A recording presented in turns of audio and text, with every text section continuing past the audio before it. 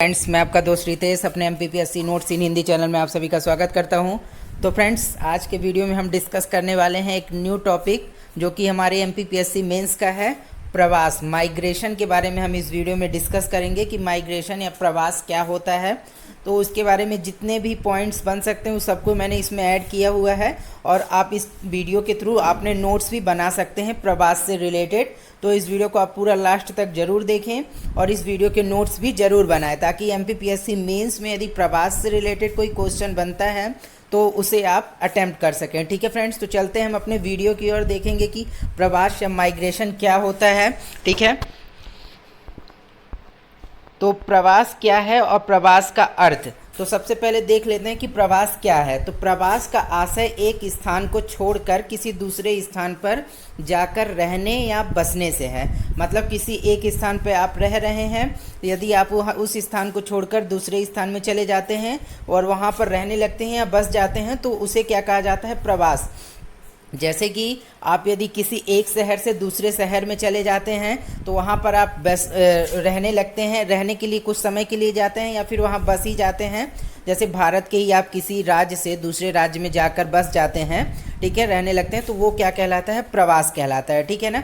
या फिर ऐसा भी एग्जाम्पल ले सकते हैं कि आप किसी एक देश से, जैसे भारत से किसी दूसरे देश में कुछ समय के लिए जा रहे हैं, जैसे पढ़ने के लिए जा रहे हैं, साल 2 साल, या किसी बिजनेस के सिलसिले में या किसी भी कारणवश जा रहे हो कुछ समय के लिए और वहाँ रह रहे हैं कुछ समय के लिए, तो उसे क्या कहते हैं, माइग्रेशन कहते हैं। ठीक है ना, प्रवास कहा जा सकता है। ठीक है, और इसके बाद देखते हैं, मानव जीवन के प्रारंभ से ही प्रवास करता रहा है।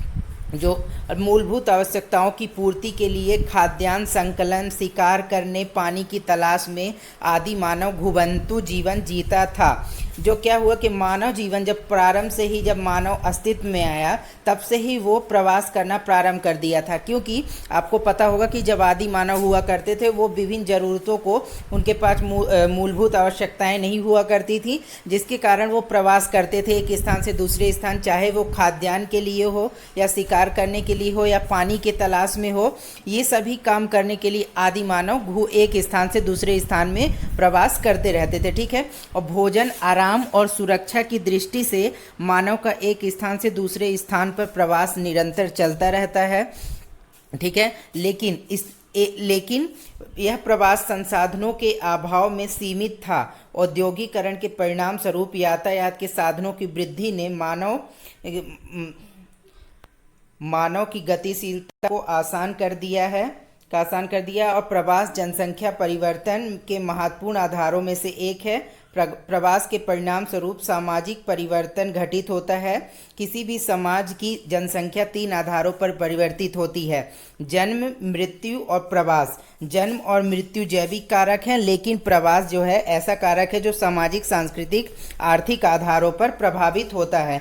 तो क्या है फ्रेंड्स कि जब पहले जो क्या था, आदि मानव जब हुआ करते थे उनकी आवश्यकताएं, जो मूलभूत आवश्यकताएं थी, बहुत सीमित हुआ करती थी। ठीक है, लेकिन जब से अभी आप देखेंगे कि आज का जो आधुनिक युग चल रहा है और जब से औद्योगिकरण का युग आया है तब से मानव की जो ज़िंदगी है वो बहुत ही तेज़ी से भाग रही है, उसकी आवश्यकताएं बढ़ती ही जा रही हैं और उसकी ज़िंदगी में जो मानव की गतिशीलता है, जो इतना सारे साधनों, मूलभूत साधनों की उसको आवश्यकता हुई और जब ये सारे उपलब्ध हो गए तो मानव का जीवन बहुत ही गतिशील और बहुत ही आसान हो गया।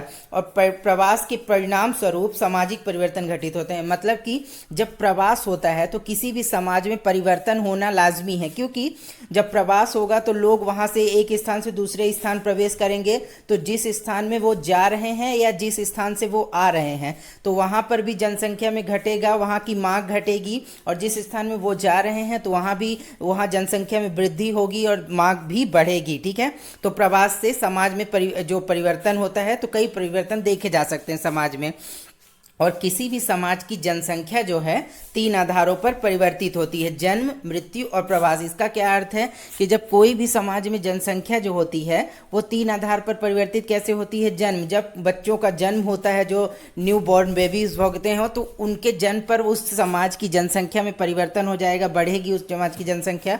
या फिर मृत्यु हो जाएगी उस समाज में कई ज़्यादा लोगों की, तो उससे परिवर्तन होता है उस समाज की जो जनसंख्या है। या फिर प्रवास, उस समाज के जो नागरिक हैं किसी अन्य समाज में या किसी अन्य शहर वगैरह में बस जाएं तो भी उस समाज की जनसंख्या में परिवर्तन होता है। ठीक है, इसके बाद जन्म और मृत्यु तो जैविक कारक हैं जो कि होनी ही होनी है, लेकिन प्रवास ऐसा कारक है जो सामाजिक, सांस्कृतिक और आर्थिक आधारों पर प्रभावित होता है। मतलब कि समाज में सांस्कृतिक चीज़ों के कारण भी कई बार लोग प्रवास करते हैं। ठीक है, सामाजिक कारणों से भी, कुछ आर्थिक कारणों से, पैसा कमाने वगैरह के लिए लोग एक शहर से दूसरे शहर में चले जाते हैं, प्रवास कर जाते हैं। ठीक है, इसके बाद डेविड के अनुसार, मतलब कुछ ऐसे विद्वान हैं जिन्होंने प्रवास की परिभाषा दी है, तो वो क्या है देखते हैं। अपने स्वाभाविक निवास से अलग होना प्रवास है। ये किसके अनुसार है? डेविड के अनुसार। मतलब अपने स्वाभाविक जो आपका निवास है, जहाँ आप सदा से रहते आए उससे अलग हो जाना प्रवास कहलाता है। ठीक है, इसके बाद अगला क्या है? डॉक्टर एस सी दुबे के अनुसार क्या है प्रवास की परिभाषा? तो प्रवास सामाजिक परिवर्तन की ब्रह प्रक्रिया है जिसके द्वारा जनसंख्या का अंतर्गमन तथा बहिर्गमन होता है। ठीक है, मतलब प्रवास सामाजिक परिवर्तन, जैसे समाज में ऐसा परिवर्तन है प्रवास जिसके अंतर्गत जो जनसंख्या में अंतर्गमन और बहिर्गमन का मतलब ये है कि जनसंख्या में लोग मतलब वृद्धि हो जाती है लोगों के आने से, और लोगों के जाने से जनसंख्या में कमी हो जाती है। ठीक है, इसके बाद देखते हैं प्रवास के सामान्य प्रकार। तो प्रवास के सामान्य प्रकार कौन कौन से हैं? तो पहला देखते हैं, पहला है आंतरिक प्रवास।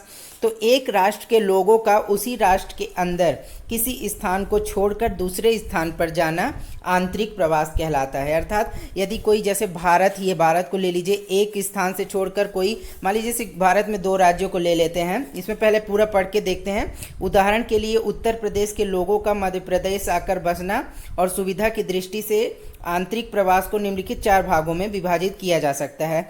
तो क्या है फ्रेंड्स कि आंतरिक प्रवास क्या होता है कि किसी एक ही राष्ट्र या एक ही देश में, एक ही मुल्क में एक स्थान छोड़कर दूसरे स्थान में जाकर बस जाना। जैसे इसमें उदाहरण भी दिया गया है कि यदि उत्तर प्रदेश के लोग आकर मध्य प्रदेश में आकर बस जाते हैं तो ये एक प्रकार से आंतरिक प्रवास कहलाएगा, जो कि भारत के ही 2 राज्य हैं। ठीक है, और इसको सुविधा की दृष्टि से आंतरिक प्रवास को 4 भागों में बांट सकते हैं।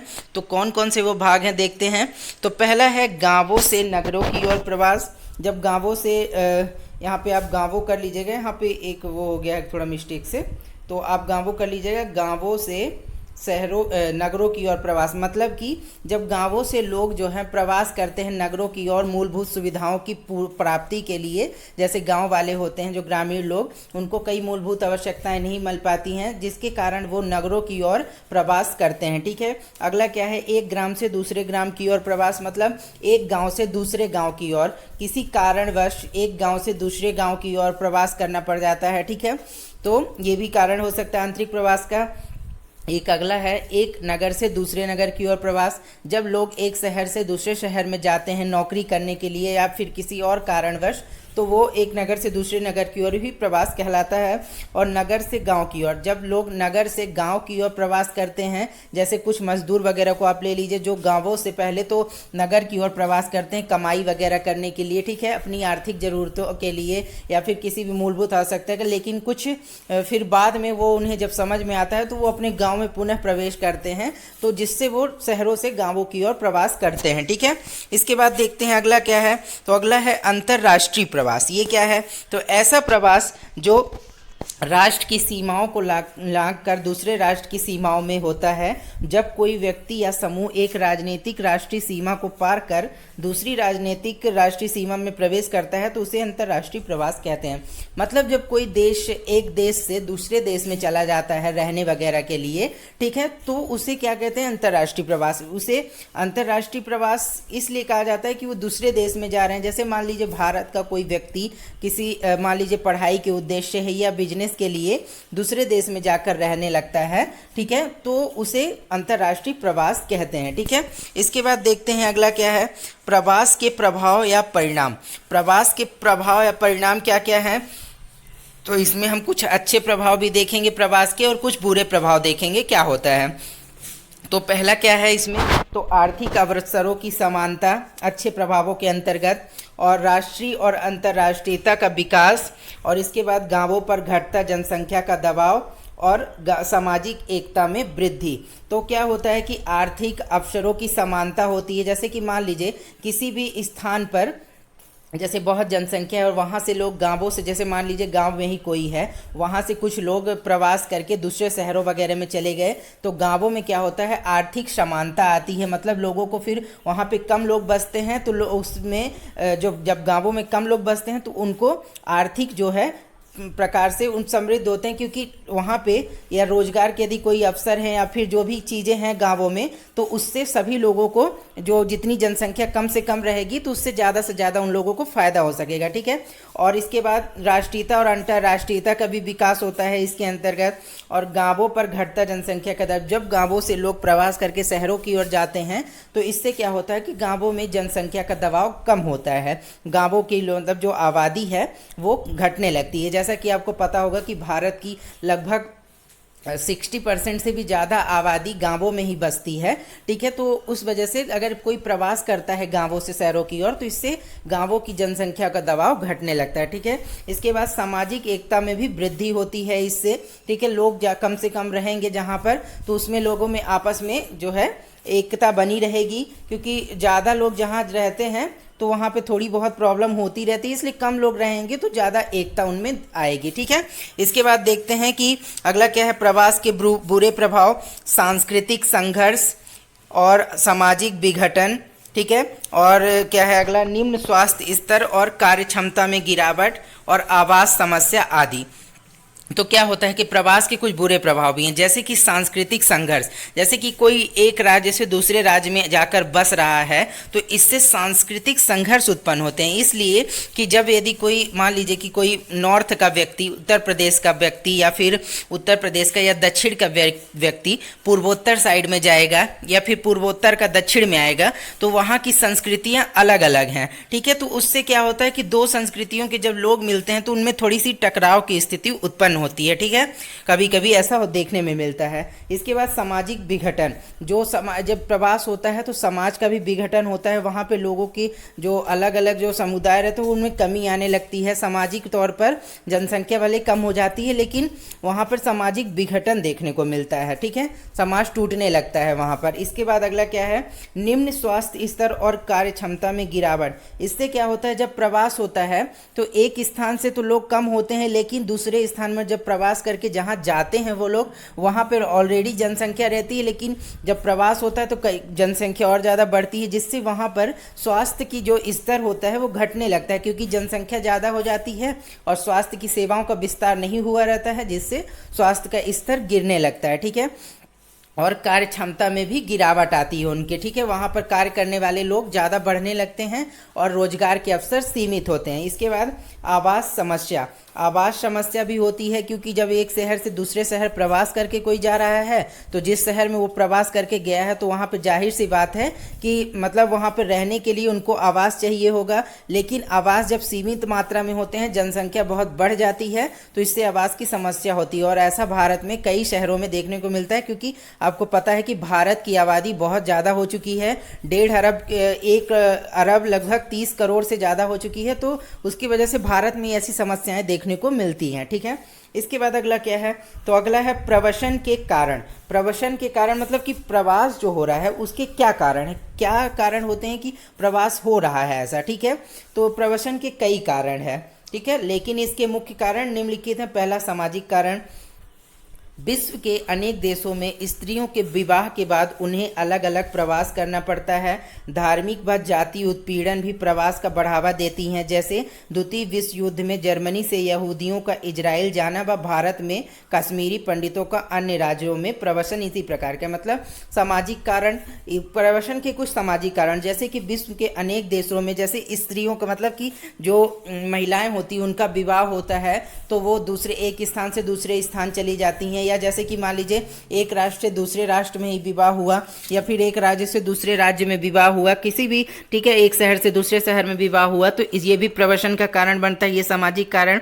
और कुछ धार्मिक और जातीय उत्पीड़न भी प्रवास के कारण है, जैसे कि जो आपको पता होगा कि द्वितीय विश्व युद्ध हुआ था, सेकेंड वर्ल्ड वॉर, तो उसमें जर्मनी से जो हिटलर था उसके कारण उसने कई यातनाएं दी यहूदियों को, जिसके कारण यहूदियों को जर्मनी से, जो जर्मनी में यहूदी वगैरह थे उनको इजराइल की ओर पलायन करना पड़ा था। ठीक है, वो इजराइल में जाकर बस गए थे।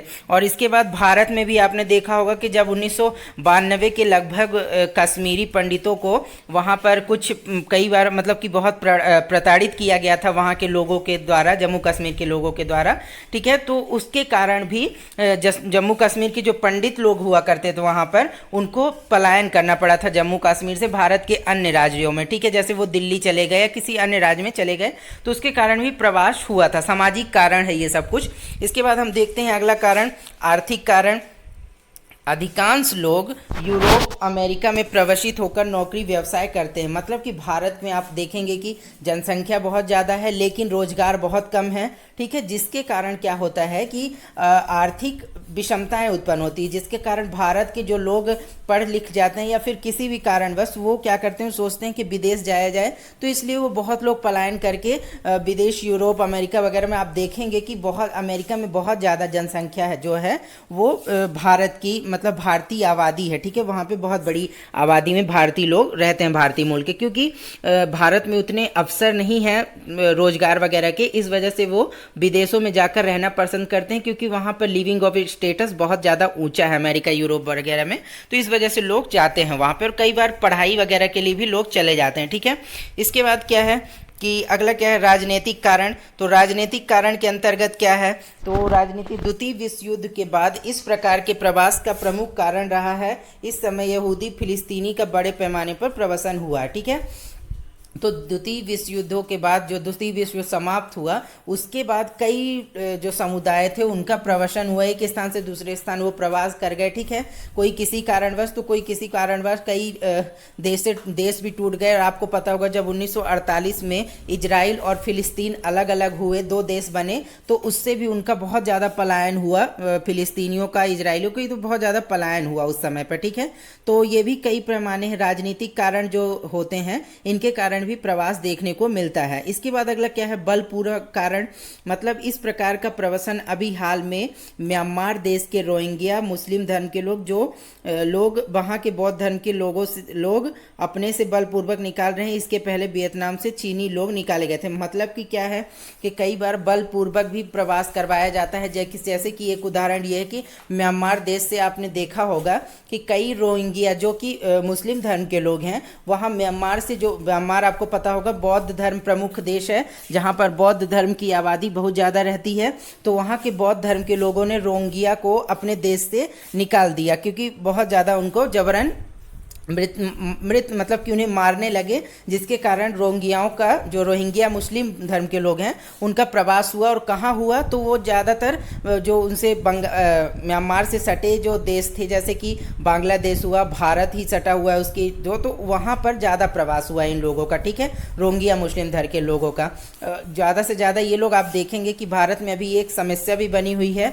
रोहिंग्या मुस्लिम बहुत ज़्यादा भारत में पलायन करके आ गए हैं। ठीक है, तो भारत सरकार प्रयास भी कर रही है कि किसी प्रकार उन्हें वापस जो है म्यांमार भेजा जा सके। ठीक है, और इसी प्रकार से बांग्लादेश में भी कई रोहिंग्या मुस्लिम प्रवास करके म्यांमार के रास्ते में बांग्लादेश में भी प्रवेश कर गए थे। ठीक है, और तो इस प्रकार से, और एक और क्या, इससे पहले वियतनाम से चीनी लोग निकाले गए थे। इससे पहले वियतनाम जो देश है एक, वहाँ पर भी भारी मात्रा में चीनी लोग होते थे, लेकिन जो वियतनामी लोग थे उन्होंने उन्हें प्रताड़ित करके कई बार चीनी लोगों को निकाल दिया था वहाँ से। ठीक है, तो इस प्रकार से हमने देखा कि जो प्रवास होता है वो क्या होता है, कि इसके परिणाम क्या होते हैं, अच्छे प्रभाव, बुरे प्रभाव, क्यों कारण से, किस कारण से ये होता है, तो इस सभी के बारे में हमने इस वीडियो में देखा। तो मैं अब आशा करता हूँ कि यदि ये वीडियो आपने पूरा देख लिया और इसके नोट्स बनाए हैं, तो आपको प्रवास से रिलेटेड कोई क्वेश्चन पूछता है एमपीपीएससी मेंस के एग्जाम में, तो आप उसे अटेम्प्ट कर सकेंगे। ठीक है, तो फ्रेंड्स, मैं आने वाले समय में और नए नए वीडियोस एमपीपीएससी मेंस और प्री के डालने वाला हूं,